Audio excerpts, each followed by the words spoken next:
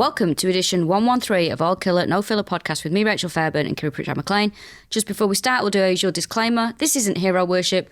We do this podcast because we have mutual interest in serial killers. As long as we are doing this podcast, it stops us from writing to them in prison. This is 113 part 2. Part 2 of a Halloween special on Nicholas Rossi. I feel like I need to apologise. I had the world's most antisocial sweet before we started. What was it? I can't smell it. What is it? Okay, thank fuck. Oh, Fisherman's Friend? Yeah, but it's... Hang on, why does this look like an advert?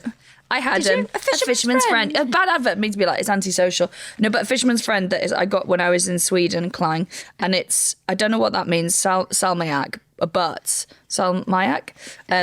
it's basically, you know that incredibly salty brand of licorice that Europeans have? Oh, yeah. It's that flavour. Oh, nice. Which is... very niche, but delicious. You've still got a sore throat thingy, have you? You made me a lemon tip, which I thought was very sweet. I did. I can be nice when I want. I still have some sort of chest... Like, I had a chest infection when I came back from Edinburgh. It has not... I just cannot get rid of, like, the lethargy. All those dicks you've been sucking. Oh, my God, I can't know. Do you know... It's a bit early for that, isn't it? 8:20 in the morning. The idea of that, like, makes me feel actually, like... Do you know what that? I got the same feeling as when I see someone smoking at it's like 7 in the morning. I'm like, oh God, I hate seeing people smoking in the morning. It really... You know, when you can tell it's the first thing they've done. As an ex-smoker, I dabble occasionally. As a social smoker now, I still have that thing now where I see people... Like, I used to hate smoking in the morning anyway, but now when I see someone walking to work or whatever and they've got... I'm like, oh God, it gives me the... But also... sucking a dick at 8:20 in the morning. I'll be honest, any time. No, thanks. Not had my breakfast yet. You know, can I settle for the day? It's not where you want to start off, is it? I was in Peterborough last night on tour. Did you enjoy the charity shops? I went to the one you're on about, the two-storey one. Yeah, the Irish. Is it RSPCA?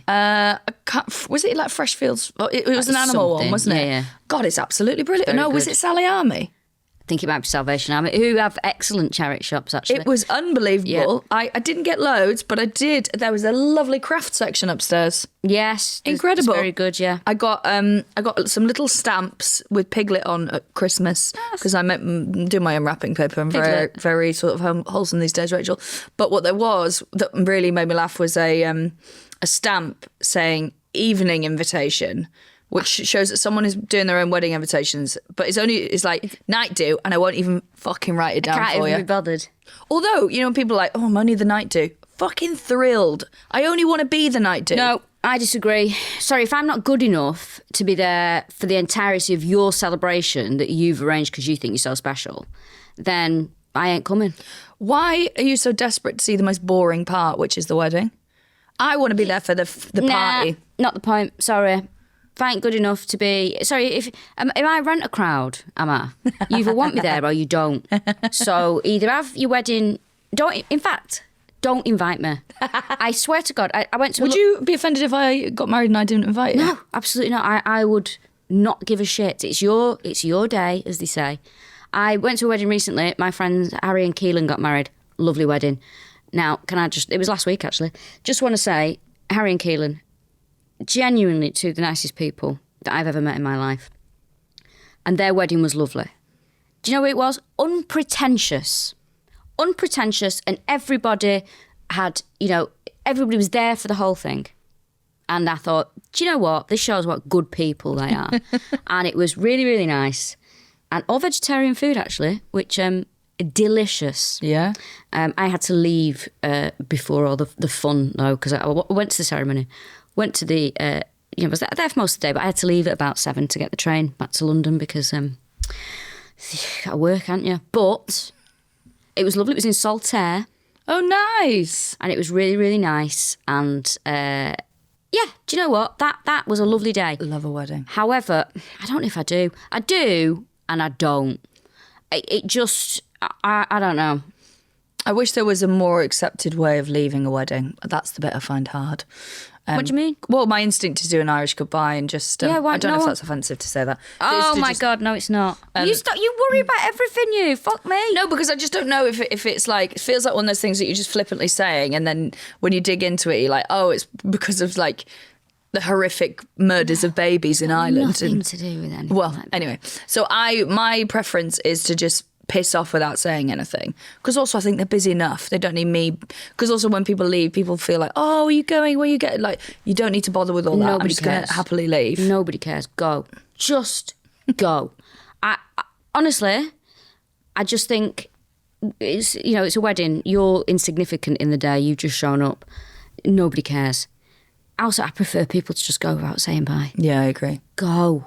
I like no more weddings now, please. Do you know what? Years ago, when I was in my 20s, there was someone who was getting married who was sort of like, so in my 20s, it was like more, like my life was a bit more about people I went to uni and comedy, right? And then this is someone from like my previous life in Wales. So they invited me to their wedding and I was like, yeah, great, I'll come to the wedding. And then me and my partner at the time had a big Barney over something, so I was like, we're not going. And then I was like, and it felt awful, but I was like, who the fuck is going to notice that one person isn't there? I get a text message about two hours later being like, you're not turning up then. No. But this is like night do. I wasn't day do. Piss off from the bride. Yeah. Oh, grow up, love. And I was like, they're also older than me. Grow up. Listen, my friend Brill Phil got married as well. That was a lovely wedding as well. But there's certain people you wouldn't miss. Of course I'd come to your wedding. I just can't imagine anything worse, quite frankly. You know what it is? I mean, Take that as your RSVP. No. I mean, for myself, like I would find that the entire thing fundamentally embarrassing. Oh, if you got married, oh my okay, God, you'd find it cringe. It's actually making me go red now. I've had it be so embarrassing. I know my job is embarrassing, but to me, that is so embarrassing. Like, me marrying some. No, I can't bear it. I can't bear it. And my family are just not like that in any way, shape, or form. We're not. My mum and dad have always said, like, look, if you want to get married, that's fine, but we ain't paying for it, and I respect that. And I oh my God, I remember my dad would be like, so you're gonna get married now? When my partner and I got here, you're gonna get married? Are you gonna pay for it? He went, why the fuck should I fucking pay for it? He never asked me again if I was gonna get married. I agree with him. No, I agree, but I was just trying to get him to back off. Oh man. Back off. Yesterday, when I was in Peterborough, I went to a lovely little shop. I can't remember what it's called now, apologies, but I got you a little present. You did, it's very nice. And it basically is in the Queensway shopping centre, and it sells, excuse me, boring stuff. Such very boring fucking stuff. shit. Bath bombs, no. It sells stuff made by people from Peterborough, so local creatives and makers and stuff. So I had a little jaunt round, and while I was in there, I could hear this noise, and I thought it was, when some things have a bell on the door. Yes. So I was like, there's people coming in and out. Anyway, got to the end, paid for your little present, a little thing of a ghost. Lovely. And then she went, you know what to do? I went, sorry? And she went, you know what to do? She went, where's my bell? And then there was a bell there, and she was like, ring it. And I was like, what? And then the sign was like, we want you to ring the bell to like celebrate that you made a local purchase, which is so sweet. So then I was like, oh no. I want to be like, can I pay £5 not to ring the bell, please? And so I rung the bell, and then everyone cheered and was like, yeah, another sale, have a good weekend, which was very sweet and I can see why they're doing it, and it is a gorgeous thing. But I know, but it, to me, when people do the bell ringing thing, it means you've finished your chemotherapy and you're moving on to the next phase of your life, that is, no. Do you know what I said? I don't want this now. I don't want it. I don't want it. Also, I know I might not mention this on the podcast. My auntie Trish was having cancer treatment, and she's had it all now. And she's it looks like everything's going to be great. Right. But obviously, she lost a hair from the treatment, and she's so like proud. It's quite glamorous, isn't she? Yeah, very glamorous. She has not been back to her local Sainsbury's since, and she's been going to a different shop.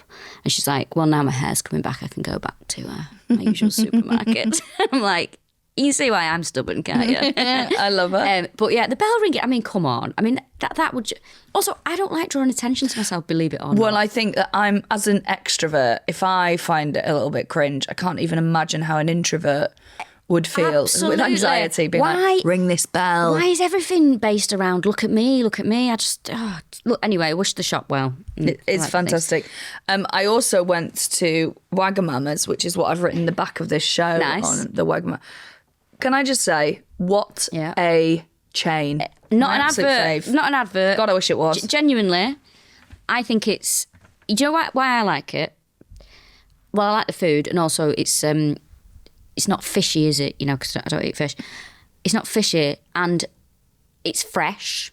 Fresh. It's nice. The tofu's always good. Mm-hmm. I just think it's a very good chain. And it's a bit expensive, but you can rely on it thinking, I need to eat something that is not shit while I'm away. This is exactly it. On tour, I'm like, right, I'm going to do McManaman's because it's the only thing I can see on the high street that has ingredients. Yes. Everything else is like brown, red or yellow goop pushed into a different shape. I mean, having said that.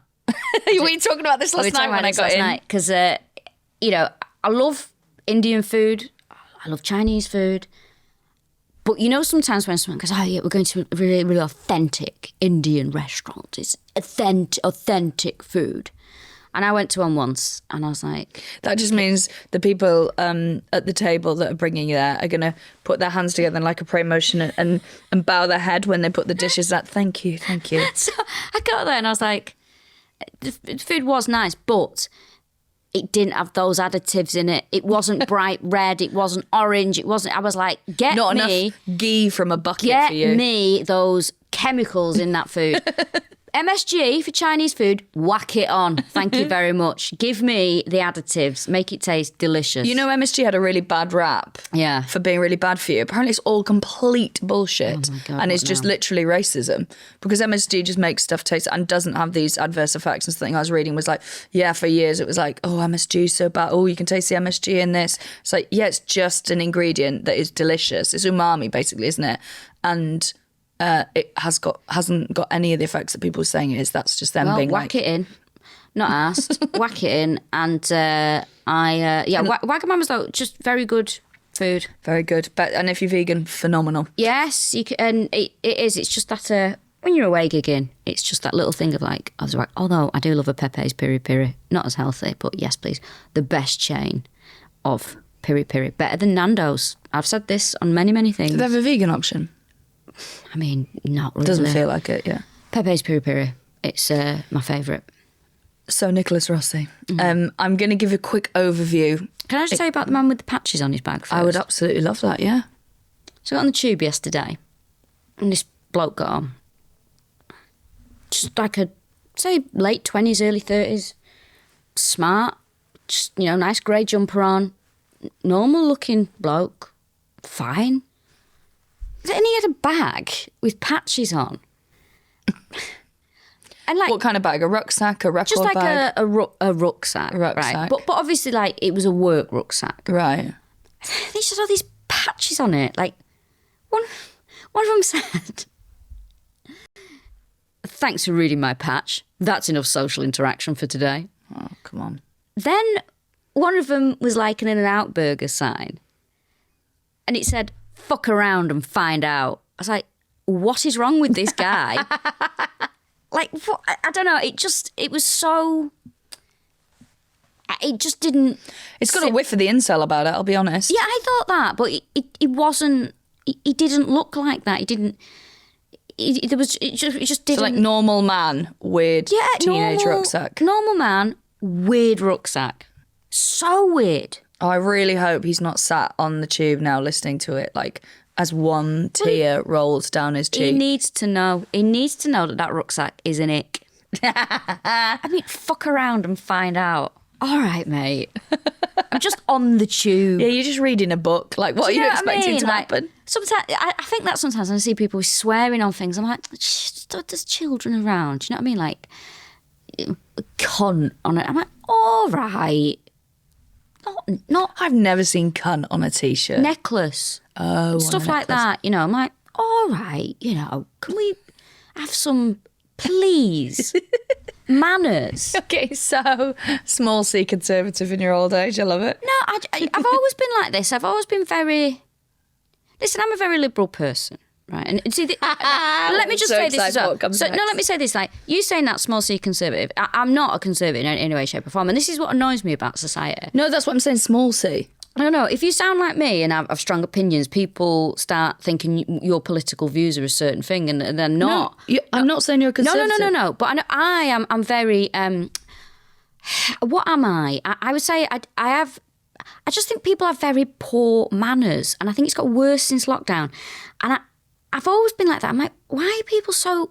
Can you not just be pleasant out? It's like I've been trying to make this joke work for ages, like greetings cards. Why are they so nasty? Do you know what I mean? Like, why would you give a happy birthday, you old cunt? I nearly ironically got you on for your birthday because I know how much you hate it. I find it so affronting, and like, can you not just stop being so socially stunted and emotionally weird for one day to give someone you care about a nice card? Like, imagine giving if my grandparents were still alive, if I gave my grandparents a card, like, happy birthday, you old bastards. Their faces and their...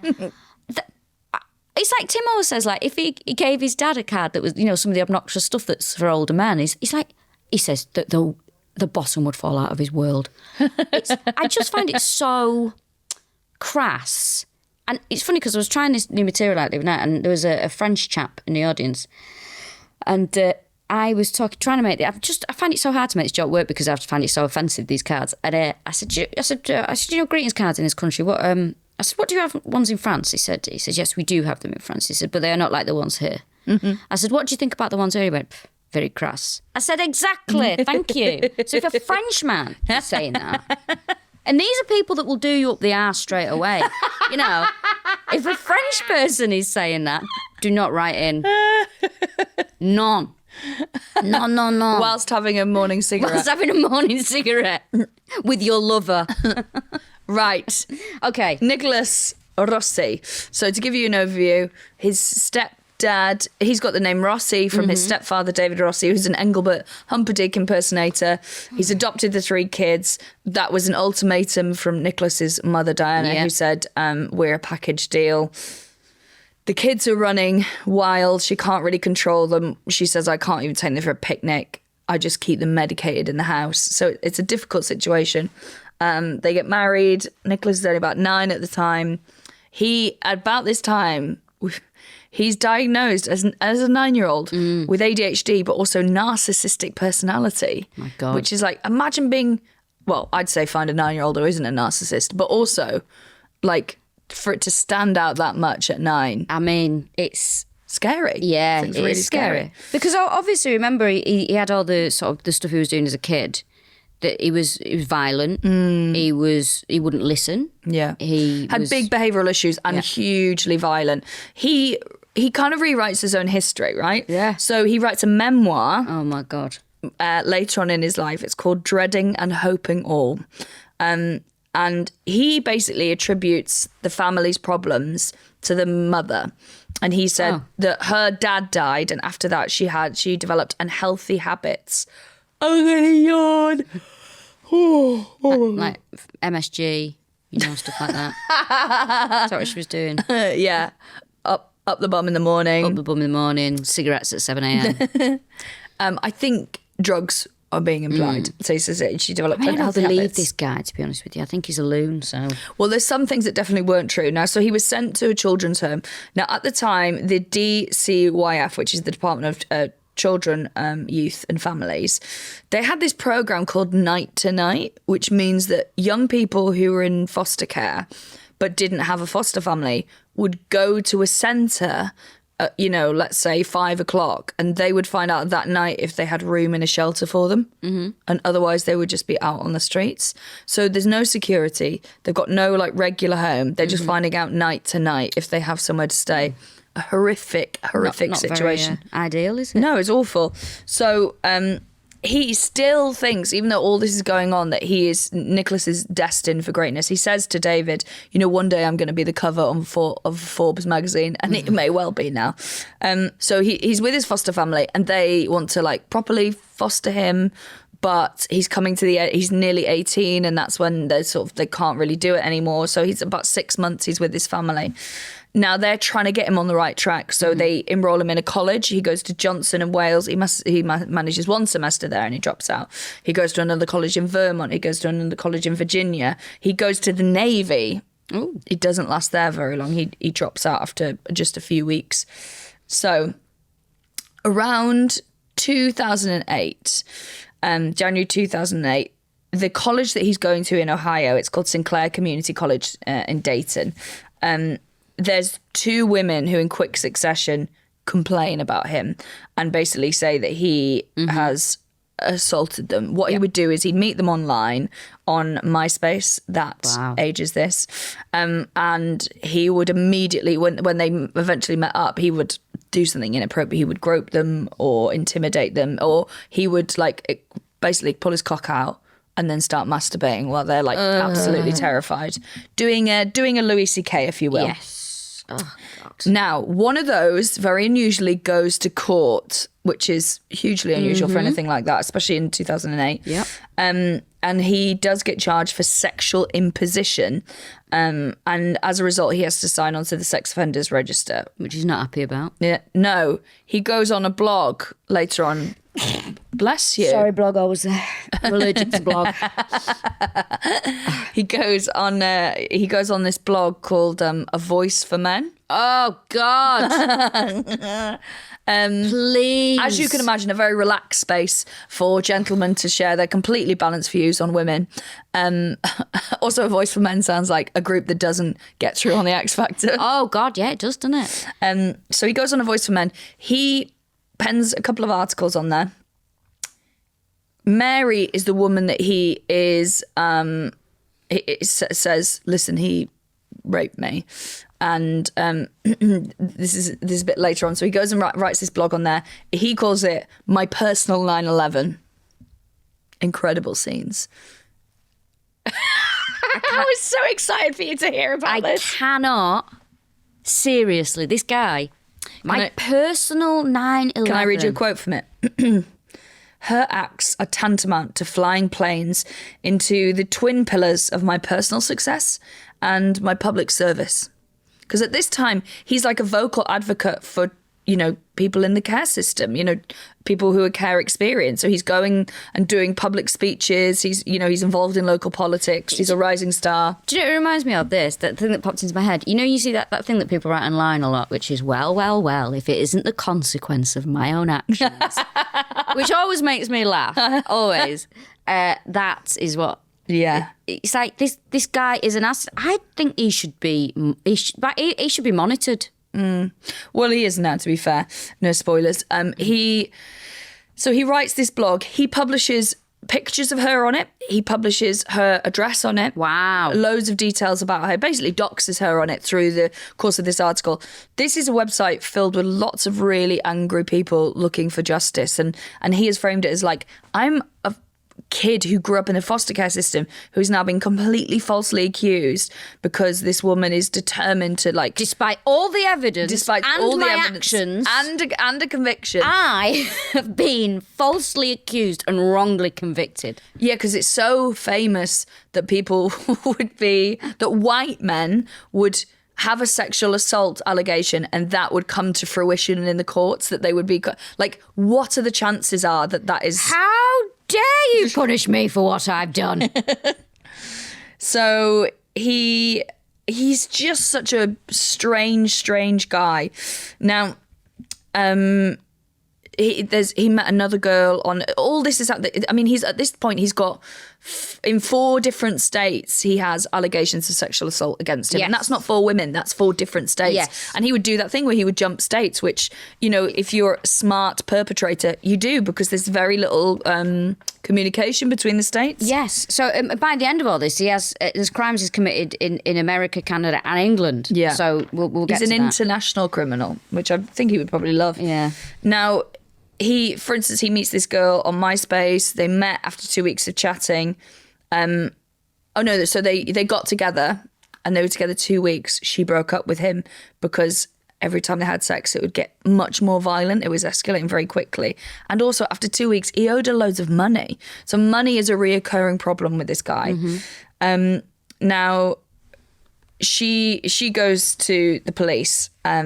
In fact, she arrives in hospital on September the 14th in 2008. She says, listen, I've been raped. So they treat her. And they said, who's done it? And she said, it's my ex, Nicholas Rossi.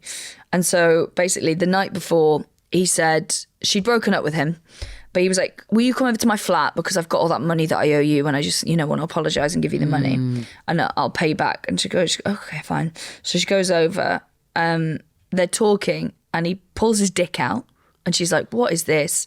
Shoves her on the sofa and rapes her.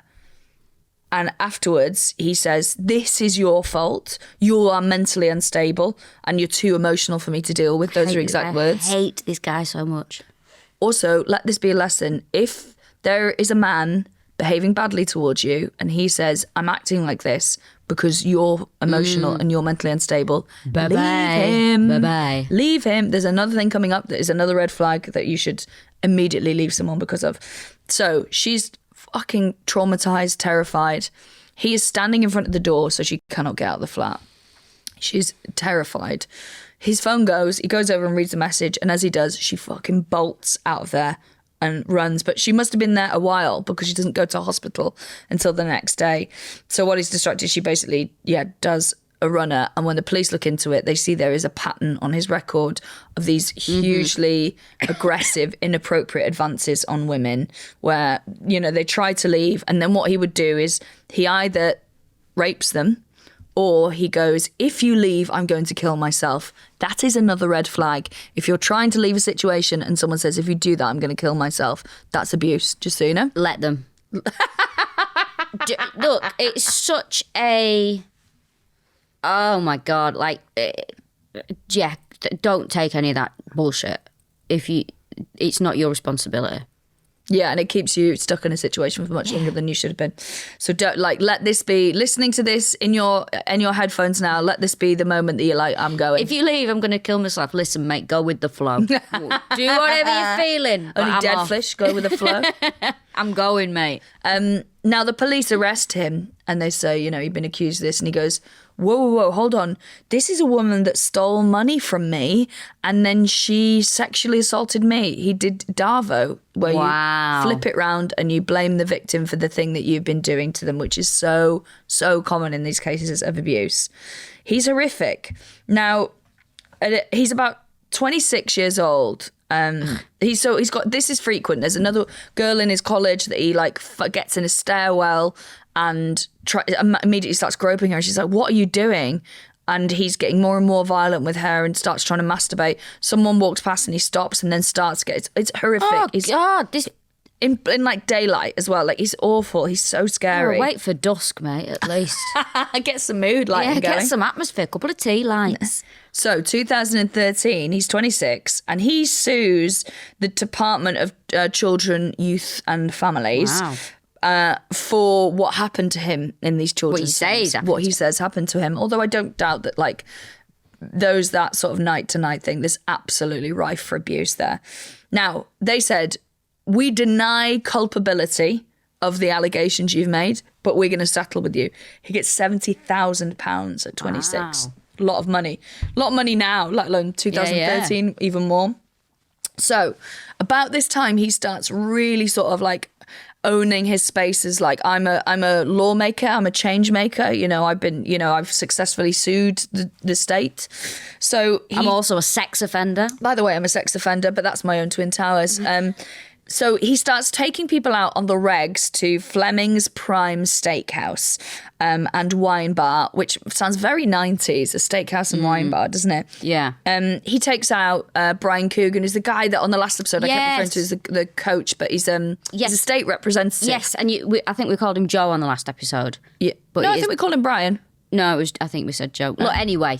He's the guy who nearly adopted him. Brian, all right? So he's the guy who nearly adopted him. He takes him out for dinners to kind of go, look, I'm doing brilliantly. Right. I wanted to show you gratitude. And because also they had, while he'd been going through these sexual assault charges, had been, this is a mistaken identity or this is a woman trying to be, because he's so successful, bring him down. His stepdad, David Rossi, he takes him out for dinner, even though he and Dino are now divorced. Mm-hmm. So he used to go to this restaurant and he'd be like, I'll get this, and would run up bills of $800 for just for dinner. Dear God. Once David Rossi is like, I remember he took me out and he said at the end, he went, can I, I'm going to have some of the chocolate cake for pudding. And then the slice arrives and he's like, no, I want the chocolate cake. And it's like a 3-tier cake. So he just buys the whole cake. It's just like all a mad display of wealth. Wow. And once, this is so funny, he phones his stepdad and goes, come up for dinner with me, you know. And he was like, I don't want to come up for dinner with you. He's like, hold on. I don't think anyone would want to eat dinner with less. You know, people say, what's your ideal dinner party? Me alone. Why don't you just ask what my worst one is? That would be an easier... Go on, what is your worst one? Oh, okay. Stephen Fry. Who? Andrew Tate. Yeah. Don't you dislike Miriam Margolyes? Miriam Margolyes. Who else? This is nearly someone's perfect dinner party. This will be someone's perfect dinner party. Caitlin Moran. Who else? You're describing, apart from Andrew Tate, Sam Smith. one postcode of London. Yeah. Sam Smith. Who else? That. Oh God. I mean, Keir Starmer. He really rubs me up the wrong way. Him really rubs me up the wrong way. Well, I think that's pretty much. That might be it. That might be it. Actually, I'm more tolerant than I thought. Oh God, it sounds awful, doesn't it? I mean, imagine that. Like, maybe everyone talking over each other and mistaking me for the waitress. The scullery maid has come up. Unfortunately, She's very forward. I think out of all those people, I'd probably end up talking more to Andrew Tate. Yeah. Listen, let's put it all aside for tonight, Andrew. Let's have a laugh. Come on, love. Come on. I'm sure for like... Gary Neville. Have I told you? Right. Wait, is he the one who's like does loads of the homeless and stuff? Or is he like an activist? He's an ex-footballer. Right. Right. Has he got a brother who is an activist? No. Look, you cannot be a multi-millionaire property developer and also an activist. Right, okay. Right? You might have the odd thing to say about something you think is an injustice and you might go on about how you vote Labour, but fundamentally you are still a cunt. Now, Gary Neville rubs me up the wrong way. Why? I just don't like him. I don't like his commentary. I don't like his accent, despite the fact that it is the same as mine. Every time he's on TV, and I was like, oh, why is he fucking commentating this match again? And I'm like, he talks down his nose, and it seems like, and we do. But it really, anyway, don't think I've told you this. A few months ago, I got on a train. I am listening. I'm going to have a sip of my Lemsip. Yeah, I got on a train, and I was sitting sort of. Sometimes on trains you can upgrade to standard premium. Now that means if you've got work to do, you've got a space, and it's not busy. Internet's better. It's not first class. It's the one down from it, right? And sometimes it's very good value. And I was sitting there, and I got me. You get a little thing, and I do my work, and then I hear this voice. Yeah, well, I was like, oh my fucking God, why is Gary Neville sitting in front of me? He was sitting literally in front of me. I'm like, I cannot believe this. Also, you can afford first class, Gary. Yeah, that's what I thought. And then I had my iPad, I'm trying to work. His fucking AirPods or whatever they were kept trying to connect to my iPad. I'm like, I can't. I just hate this so much. Oh, anyway, he's with his assistant, whatever he's doing, chatting away, blah, blah. So I've got my AirPods in. I thought, mine had connected. His was still trying to connect. I'm like, get his noise out of my ears. I can't. And then this annoyed me. So he got off at Stoke-on-Trent, which a lot of footballers do because then it's easy to get back to Cheshire, isn't it? And there was two little lads on the train, and they'd obviously seen him, and they were like, oh, we'll wait till he gets off. So they came up and said, okay, have a picture. And he went, yeah, just give me a minute. And was just faffing with his bag, and just was like, yeah, all right. And I just thought to myself, do you know what? You had an opportunity then to be like, all right, lads, yeah, or what team do you support? Yeah. And I thought I was right all the time. On the flip side of this, Steve McManaman, ex-Liverpool player, I was on a train a few weeks ago. I was sitting on a 4-seat. It was a little bit busy. He got on. I was like, oh, Steve McManaman. And he had a couple of... And I said, do you know what? I said, I'm going to move from here because it's just me. I'll go and sit over there so you can all... That's sweet. He went, oh, thanks very much. Let me help you with your suitcase. I thought, what a lovely man. Anyway, Nicholas Rossi invites his stepfather, David Rossi, to dinner with him. And he's like, I don't want to go to dinner with you. And he goes, oh, please, there's this there's this girl who's desperate to meet you because of, the fact you're an Engelbert Humperdinck impersonator. So she's a massive fan. So could you just come and meet her? And then Dave Rossi is like, that does sound legit. It does sound like a woman in her 20s would be obsessed with an Engelbert Humperdinck impersonator who's probably in his 60s now. So he goes along for dinner. He has dinner. Nicholas is splashing the cash around. He goes to the toilet, and he gets up, and as soon as he goes to the toilet, this poor girl turns to David Rossi and says, I can't get rid of him. And she says, she says, please, I've been trying to shake him for 2 weeks, help me. So he had he's got everyone there under false pretenses, and David was like, oh God, this guy. Now, he's spending all this money, $800 dinners, huge stacks of cake. Around about this time, his foster family get some bills through the door. The ones who were gonna foster him properly, and then it was only 6 months, so they couldn't really do it, and then he kind of aged out the system. They have a credit card bill for $200,000. So he... Excuse me? Yeah, he set up credit cards. What did he buy on that house? Well, he's gone for dinner, for it's a grander time. I don't think I could spend that in wow. Oh, one plate in Liberty would be... I love Liberty. It's genuinely my happy place. But fucking hell, my partner went in there, and have I told you this before about the plate with the mouse on? So my mum likes mice, right? So there's this carved wooden plate. It's very cute, and it was the size of a small dinner plate, and has a little mouse carved into it. Nice. And I went, do you know what? That'd be really nice for my mum for Christmas. Picked it up.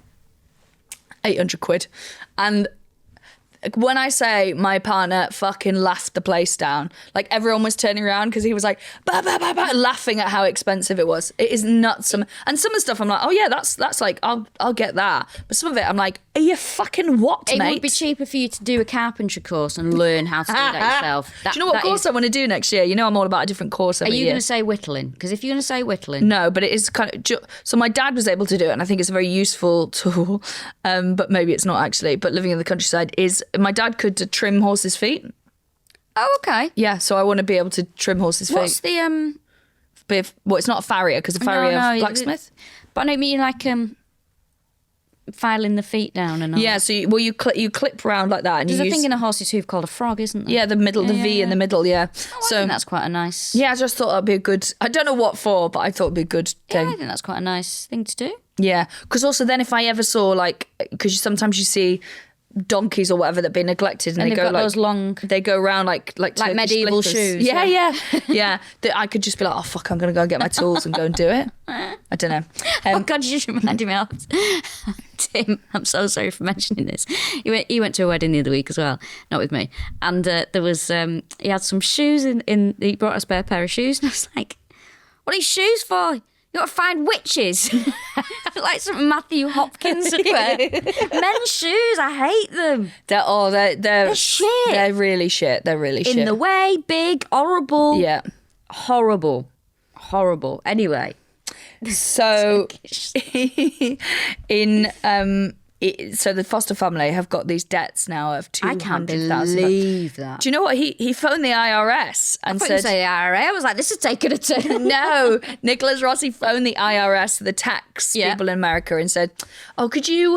my dad's lost some paperwork, so can you just send this bit of paperwork over? And they went, yeah, no problem. And so they sent it over with all his details, and that's exactly how he was able to set up and do credit card forward in their name. And this is a family that had been very sweet to him and tried to get him, on the right track. But this is a guy who cannot separate what he wants in that. Why is that woman fucking in the middle of London got a fucking dry robe? What beach is she at? Oh, is that what they're for? Oh my fucking God. The middle class mum brigade, and they're... I don't know what they're for. I keep seeing people in dry robes. What are they? It's for going wild swimming, and what it is it's a massive oversized coat, and it's fleece inside, which I don't understand because it's plastic, so the water doesn't go anywhere, and then a waterproof coat, and then what you do, it's huge, so you can do it up and get your swimming costume on underneath, right, and get in and out. Okay. Well, but also they're big, they're big and warm, so you can just chuck on. Yeah, everyone's fucking wearing them now, and I think it's the most embarrassing.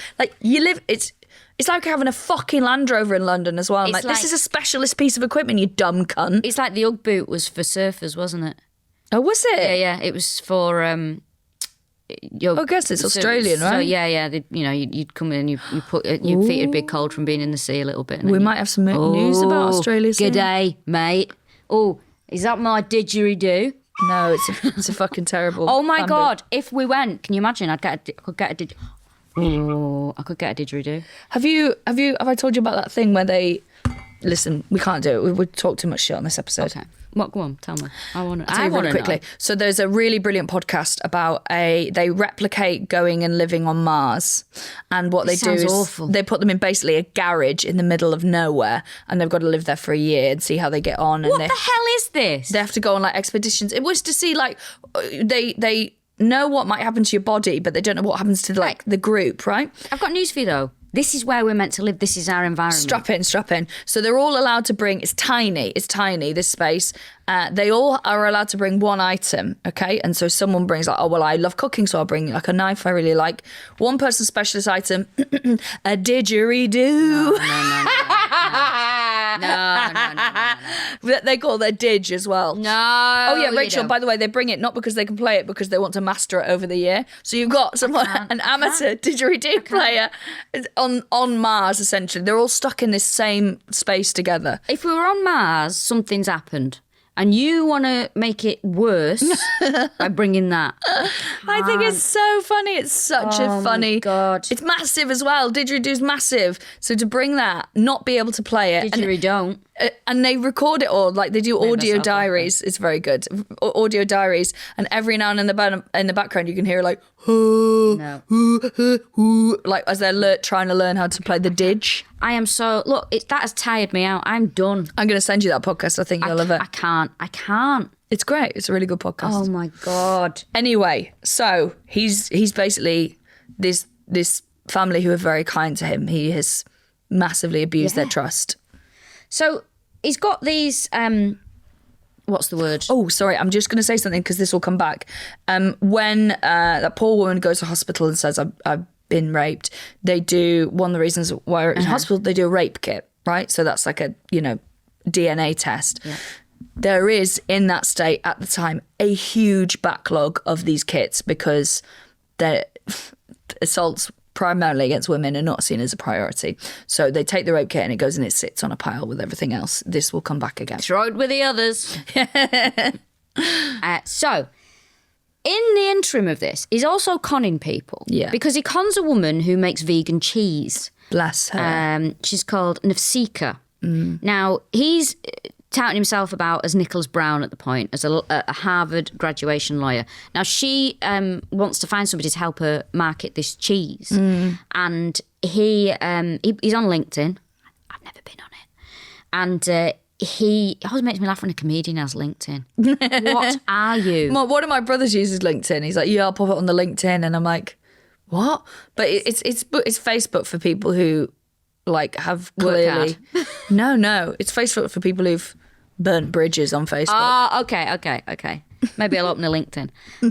Now, she contacts him and she says, oh, you sound like you're... But also she says, and this is I don't want to be horrible to her, but she says, oh, and his profile picture was a bit grainy. And it's like, if the guy can't have a proper profile picture on a professional, platform, avoid.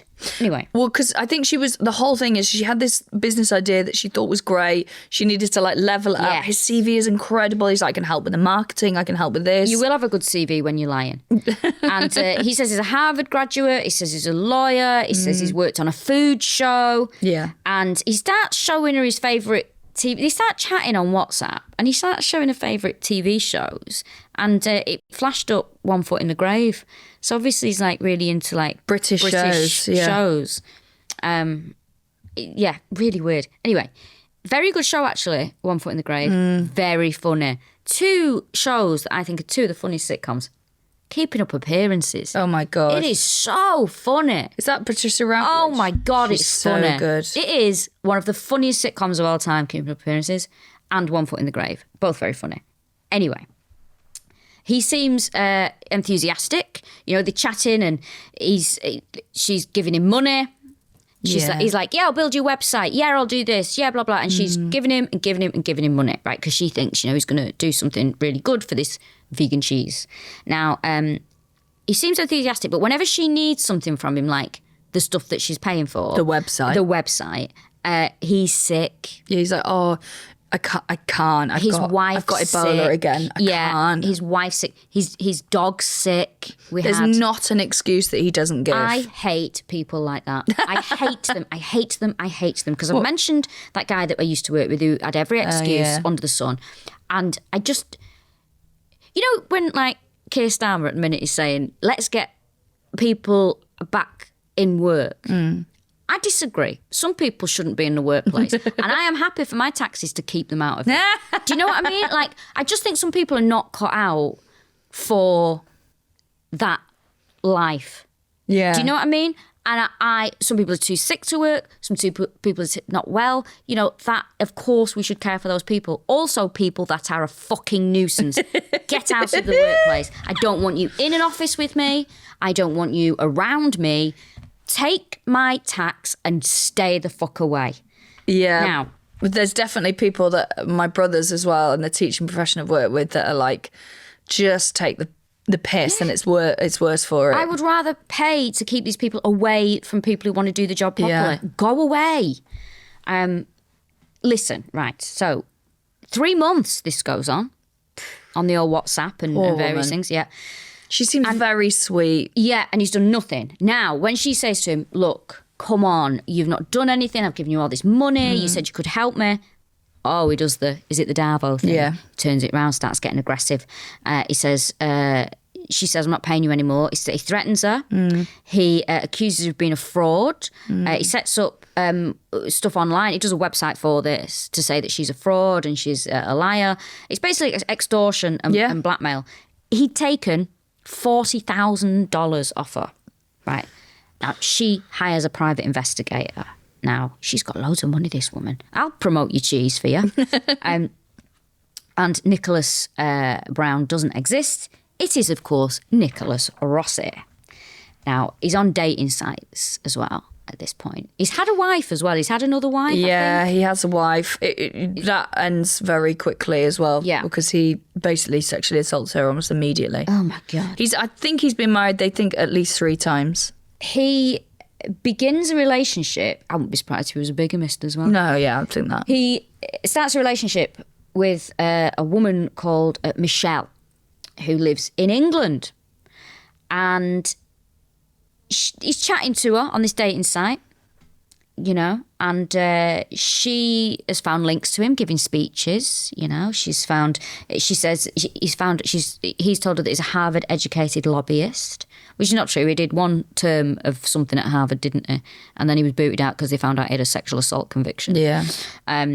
So a few days into the chat, he says, I want to come and visit you in the UK.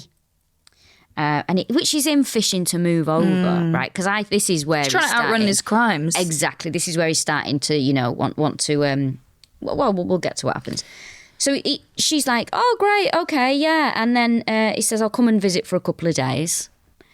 Again, alarm bells, and he shows up with 2 huge suitcases. So Michelle's like, "Oh, you're doing a car boot while you're here?" Oh, yeah. She's like, "Yeah. Oh, just a couple of days, is it?" Okay.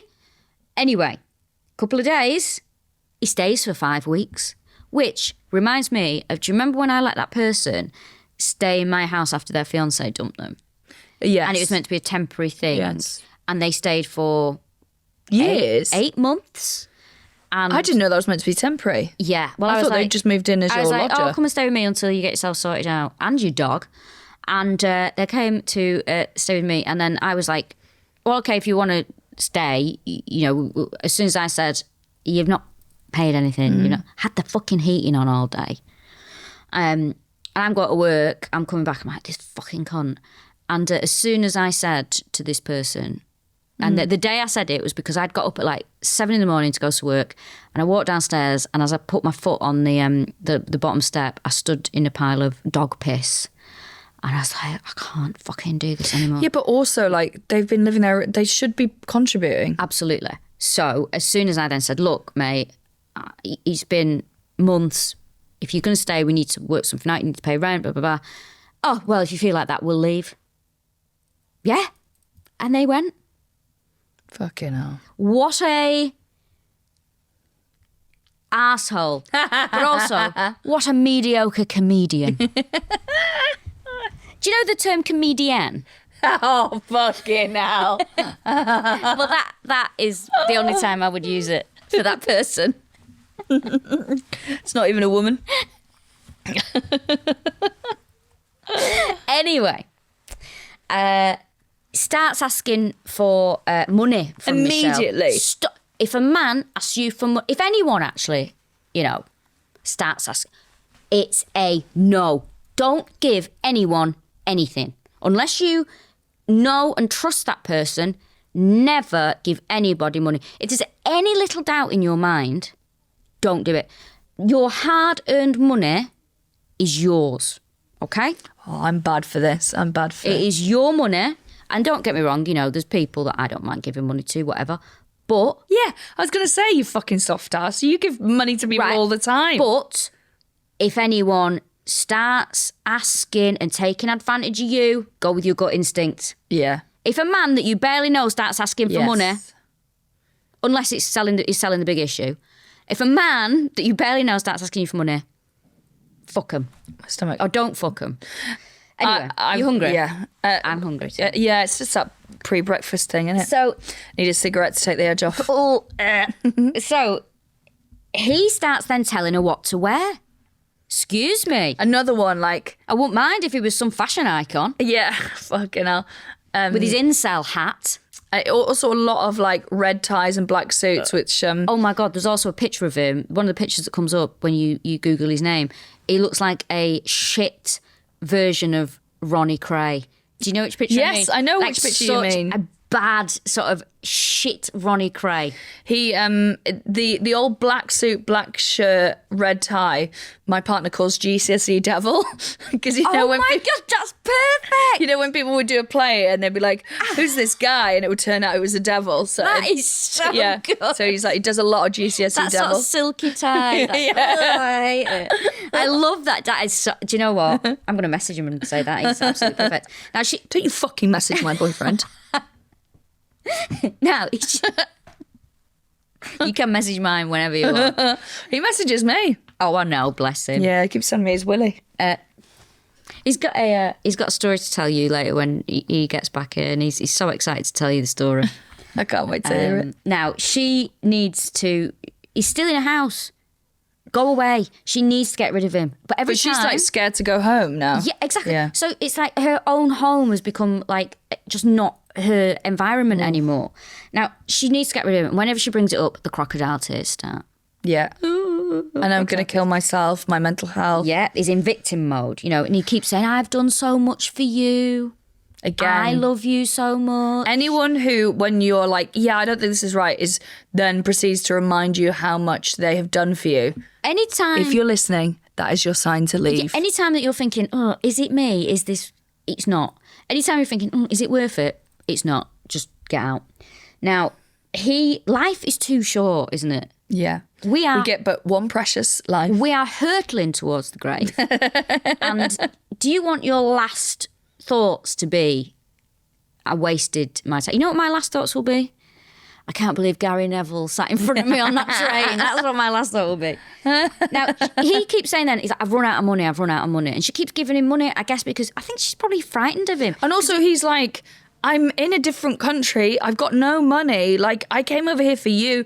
I can see how if you are like that, I would feel responsible for that person. I think I'd be like, well, see you later, mate. Take your two suitcases and fuck off. He is keeping a prisoner, right? Now he starts blocking her way when she tries to go out of the house. And there's one particular occasion where he blocks her way out of her bedroom and he rapes her. Now, she says no repeatedly, and then poor Michelle, it's just like, well, I just, Yeah. Now, she phones the police, who thankfully are helpful. Yes. Which says a lot. She says the police are great. Which says a lot when, a woman's on a documentary like this and she's talking and she's like, and thankfully they were helpful. What world are we living in where a woman has to be like, oh, thank God nobody thought I was an idiot. You know? Thank God that the people who helped me. Yeah. Meant to help me. Anyway, so they say to her, right, here's what you need to do. Pack his case, leave it at the station with us, change the locks, tell him on a message what's happening. Right. Can I tell you something grim? Yeah. My friend had their locks changed because of not this situation, but a situation where they needed to be safe in their home, right? And I think maybe they were a bit embarrassed and they called out the locksmith, changing the locks. And I've called out a locksmith before now because of fucking, someone's got a key, but they're 2 days or all this kind of shit, right? And so she's chatting to them and she goes, and she was sort of going, yeah, I need it to, because, my ex, all this kind of stuff. And she went, I bet this is a bit weird. And he went, no, this is the thing I get called out most for. She was like, what? Really? And he was like, yeah, it's locking abusive partners out. That's very interesting because someone I know had a similar thing, and that someone had tried to break into their house, and the guy who came around to fix it, he's like, is this an ex-boyfriend?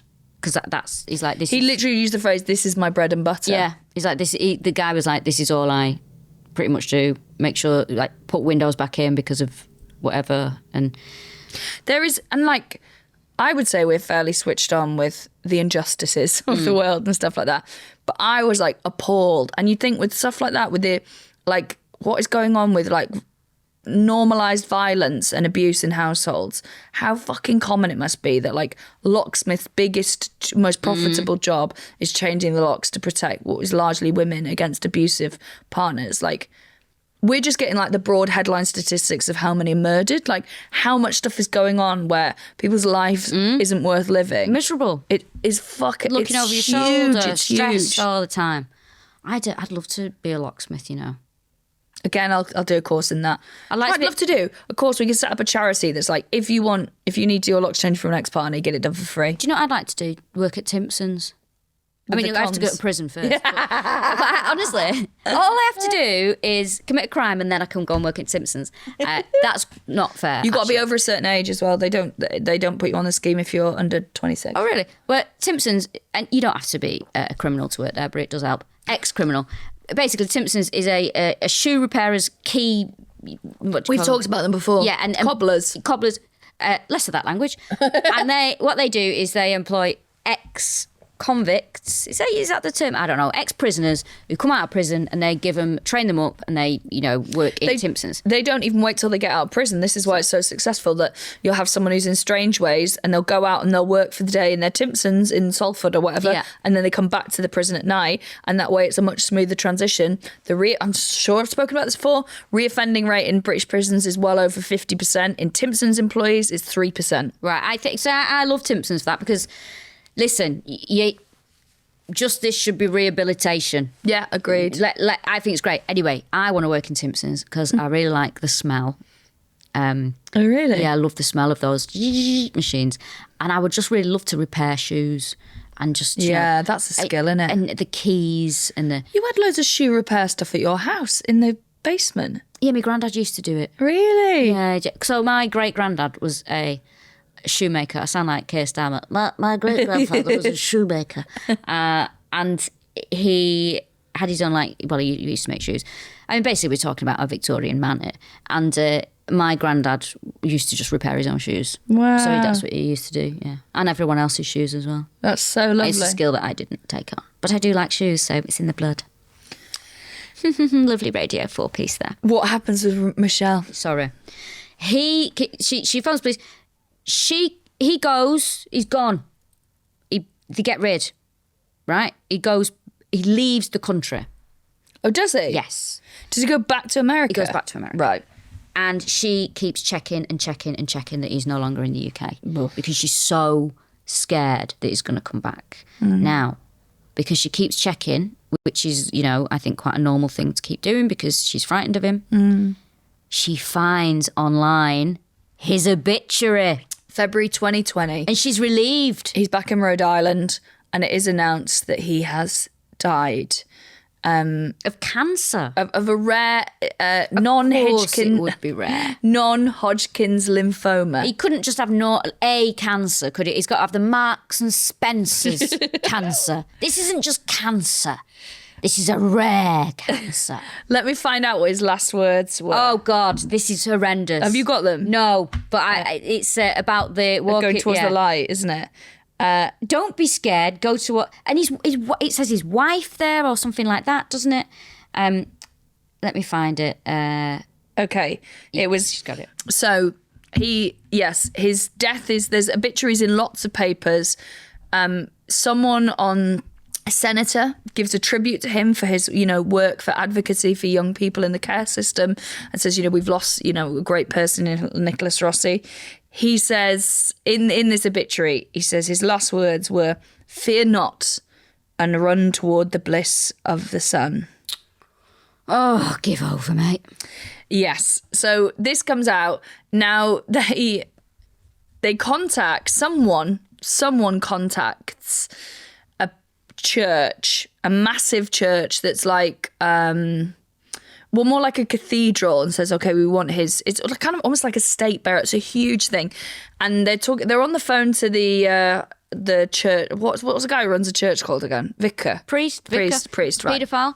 When I die, I want the first call to be made to Westminster Abbey. Well, it's like that. It's basically like going in. It would be like going into Manchester Cathedral. Something huge, right? It's Manchester. Yes, cathedral. Yeah, of course, it has a city. So, Bangor's technically a city. My nearest one. Has it got a cathedral? Fuck me, is that the world's shit? It's lovely inside, but cathedral, it is smaller than most churches, and it's like of course it's the most banger thing that our cathedral. People are like, oh, what that by the old Debenhams? That's the cathedral, and people only know because the food bank's there now, and everyone had the COVID vaccines. Anyway, so someone phones the priest, someone speaking in a weird British accent who sounds a bit like a woman, but they can't. Yes, good it's like, day. "Hello, I'd like to organise a funeral." And they're saying, "We want to organise his funeral for this incredibly brilliant political brain. He was an activist, he grew up in the foster care system and advocated for people who've grown up in it, and started organising this funeral," and said, the priest, when interviewed, said it was like the kind of organisation and things you would have for a pope. It was like a papal ceremony. It was huge. And he was like, we're expecting lots and lots of people there. Lots of people who want to give tribute. This is a very important young person that we've lost. And he's like, right, okay. It's all about to go ahead. And then someone phones him and goes, he's not really dead. Like, don't go ahead with this. This is someone faking their own death. And he has done all this from the United Kingdom. Wow. So did he leave? He came back. Well, we will get on to that. His wife. I've got a lot to say about her in a bit. I think we should do the wife and everything in Glasgow. So basically from faking his death onwards, we should do in the last episode. He's living in Glasgow. Yes. As Arthur Knight. Arthur Knight. Which is like... Can you think of a pretend British name? King Arthur and his knights. Charles Teabag. His Knights of the Round Table, Arthur Knight. Arthur Knight is my name. Yeah. James Q and Charles Teabag are here to join Arthur Knight.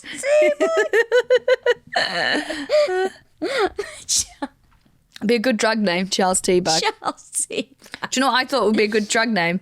And it's because I listen to a lot of podcasts about the insurrection and against the Capitol, on January 6th. I think Jan 6 would be Jan 6 would be a really good drag name. I don't really know much about the world of drag. It's not one of my areas of sort of. I think it's all right, But I've always thought my drag name would be Mincest Diana, Queen of Tarts. It's really good stuff. If someone wants that, please run with it. Do something with it. Mincest Diana, Queen of Tarts. God, that's so good. That's really good. Somebody take it. Do something with it. And if I was a drag king, I would want, I've said this before, Wilhelm scream. The scream that's used. Oh, very good. In all that's films. a good one. It is, isn't it? Very good. Yeah, it is a really good one. Thank you very much. Well, what a lovely way to end the episode. So yes, let's end with him faking his own death. It's start of 2010. And do let us know, have you had a sweet widow yet? Have you had a sweet widow? Have you had a sweet Have widow? you and Charles Teabag sat down and had a sweet widow? Thanks so much for listening, and thanks so much for supporting us by coming to our solo shows and coming to our live shows. Christmas show. Well, I wondered, thank you for coming to the Christmas show in Newcastle. We're so excited for that. Be good. Is there a world in which I should talk about this off camera, actually?